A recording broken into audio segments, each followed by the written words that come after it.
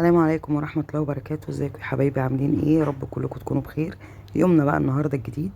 اول ما نزلت كده لقيت اللافندي ده في وشي، وسلمنا على بعضينا، ورحت وديت ياسمين المدرسة، ودخلت الشقة والصباوية نضيفة نضيفة، بس عايزة شوية عفش حلوين بقى. طبعا منورة انوار الشقة كلها، مرضتش ادخل الأوضة اللي هي ضلمة دي. هي الأوضة والصالة هما اللي فيهم لمط بايظة. فضلت قاعدة وبعدين نزلت اجيب قينة. كنت واخده معايا فروت سلطه وانا طالعه اكلها فوق. فضلت اكلم اخواتي ماسنجر، مكالمه جماعيه، قعدنا نضحك ونهزر ونسيت بقى. فما كلتهاش، خدتها في ايدي. وكنت جايبه بقى سيترس معايا، السيترس اللي هو الرغوه ده حلو قوي. كنت جربته عند اخويا وقلت لكم قبل كده الفيديو اللي فات. وخدته معايا من الشقه، قلت كده كده انا مش هستعمله هناك في الشقه دي، اخده معايا استعمله، عشان الميكرويف عندي عايز يتغسل غسله حلوه هو والبوتاجاز. بصوا هنا معديه من قدام مطعم صدفه جاي ده اهو يا ولاد. ماشي، كنت رايحه بقى اجيب قينه من المدرسه. وانا بحب اصور الاسواق والشوارع، معرفش ده انتوا بتحبوه ولا لا. معرفش ليه انا بحب جدا اصور السوق والشوارع. مش عارفه ايه القصه دي معايا. كنت بقى الجو في الشمس حلو قوي. رحت طبعا لقيت لسه ما خرجوش من المدرسه، وشكل الشجر ده عجبني قوي. قلت بس انا هتربص بقى ايه، وهقعد على الرصيف جنب الشجرة دي، المفروض ان هما يخرجوا من الباب ده. فضلت قاعدة وماسكة بقى الفروت سلطة والسيترس في ايدي. فضلت قاعدة قد كده مرمطة. دي محطة القطر الجديدة بتاعت الصعيد، شكلها حلو قوي، المنطقة بقت حلوة قوي. طلعوا بقى الحمد لله، وكنا بندور على المكان اللي هتاخد فيه المحاضرة بتاعتها بعد المدرسة. انا وهي فضلنا نلف، وانا برضو التصوير المدرسة ده معرفش انا حبيته جدا بصراحة. والقعاد على الديسكات والكلام دوت وريحة المدرسة دي حبيتها قوي. هو بصوا الموضوع متعب، بس الواحد لما بيدخل في الحاجة، موضوع ان انا اودي واجيب ومش عارف ايه. بس لما بتدخلي الاجواء بتاعة المدرسة، بس ياسمين مكسوفة من الكاميرا. هنا دخلت خلاص، لقيت المحاضرة بتاعتها. ريحة الديسك والحاجات دي بتفكرك بقى بأيام زمان وأيام ما كنا بنروح المدرسة.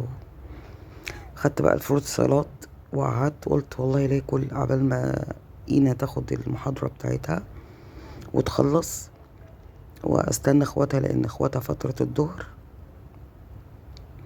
وفتحته كان حلو قوي وفريش قوي، وجايباه من الحفرية يعني. بصراحة ما كنتش متوقعة ان هو هيطلع حلو كده وفريش كده. بأمانة تحفة تحفة تحفة، وهجيب منه تاني. العلبة دي ب30 جنيه، كيوي وتفاح وفراولة وأناناس مش أناناس، كانتالوب، وفص برتقان ومانجا. لا بصراحة حلو قوي قوي، بصراحة عجبني جدا. وخوخ عجبتني وعجبني ان الحاجة مش دبلانة فيها. كنت هنا بصور لكم الدور وهو فاضي كله بياخد المحاضرات. بصوا محطة القطر اهي باينة. بس شايفة ليه انا كنت عاوجة الموبايل كده. و يا رب يعني تعملوا كده لايك، واللي مش مشترك يشترك. كنت هنا بحاول اصور لكم القطر، والله ما كنت شايفة في الشمس. اهو عدى كده اهو يا عيال، شايفينه؟ هو ده بقى.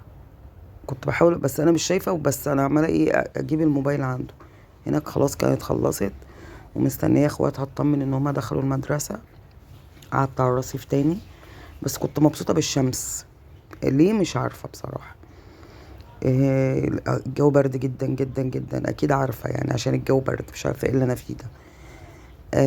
وده كده اليوم بتاعنا النهارده بتاع النهار. وموضوع مهلك مهلك بجد بقى، يعني الواحد لسه هيروح البيت. بص ياسمين كانت مكشرة، شافتني بصور ضحكت وابتسمت. اه والله، بصي انت كنت مكشرة، ما شفت الكاميرا عملت فيها فريش. اه، وبتقول لي عايزين نجيب هدية للميس عشان عيد ميلادها كان النهارده. قلت لها ما بجيبش هدايا، بلا ميس بلا هدية. ناقصة عبد الرحمن اهو ظهر، جايب لبس مخالف. بصوا عامل نفسه ما يعرفنيش.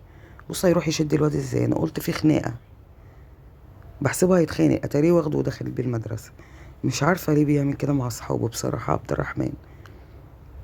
وياسين كان جاي على الرصيف. ياسين جه بقى قعد معايا شويه وكان عايز ياخد مصروف تاني، قلت له لا. هنا بقى كنا روحنا وجبت فطار وانا مروحه، لان احنا مروحين على الساعه 1:30 الظهر كده. جبت فول وطعميه وكنت واقفه بجيب العيش. بس كده، يلا والسلام عليكم ورحمه الله وبركاته.